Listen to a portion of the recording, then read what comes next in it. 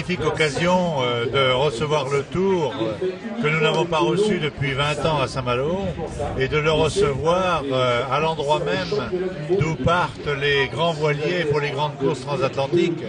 Entre le vélo et la voile, il y a plus de relations qu'on ne le croit, et en tout cas entre le vélo et Saint-Malo, les relations sont très fortes et très cordiales. Il suffit de voir ce matin à l'aube où les foules se sont précipitées à l'endroit du départ et dans le village et autour du village pour voir à la fois les coureurs, les admirer l'effort et les encourager. L'image de Saint-Malo est une image sportive et tonique du fait de son implantation, du fait de ses activités, et correspond tout à fait à l'image du Tour de France que nous accueillons avec grand plaisir sous les remparts. Et je voudrais dire à ce sujet que nous sommes des spécialistes des monuments historiques, et non seulement de leur conservation, mais aussi de leur mise en valeur. Et moi, je considère que le Tour de France est un monument historique qu'il faut faire vivre, qu'il faut animer et qu'il faut à la fois protéger et promotionner. Parce que c'est une grande fête populaire, mais en même temps, c'est la grande fête de l'effort sportif et de l'admiration qu'on porte à ces garçons qui font des kilomètres, des étapes, des épreuves formidables. Il suffit de jeter un coup d'œil sur l'étape d'hier, par exemple, qui était magnifique, et l'étape d'aujourd'hui, Saint-Malo-Nantes, même si elle ne présente pas de grandes difficultés géographiques, va probablement être une grande étape bretonne. Il n'y aurait pas de Tour de France sans les 300 000 km de route départementale. C'est vrai que nous avons tissé un partenariat il y a de cela 3 ans désormais.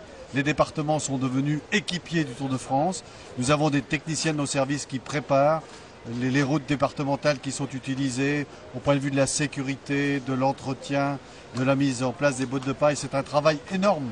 Et je voudrais ici rendre hommage à toute notre administration, à tous nos services qui d'abord par passion se sont engagés, les présidents et présidentes qui nous ont fait confiance. Et pour nous, c'est aussi une belle image de la France, des départements, avec la richesse de ses paysages, son patrimoine historique, le dynamisme de ses entreprises économiques.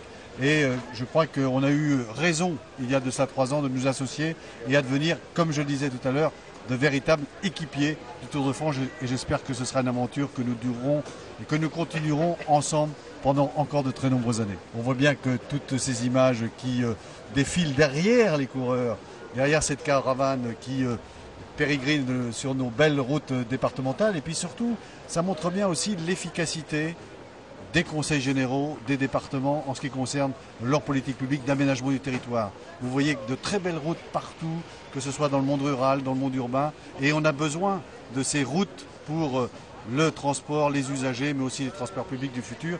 Et je crois que pour les départements, c'est aussi la preuve que les départements sont dans leur siècle et ce sont véritablement des collectivités du XXIe siècle. Je trouve que le temps est très beau parce qu'il y a 5 ans, il avait plu toute la journée, un plafond très bas, si bien que Gérard Holtz n'avait même pas pu faire son émission. On n'avait rien vu du paysage nantais.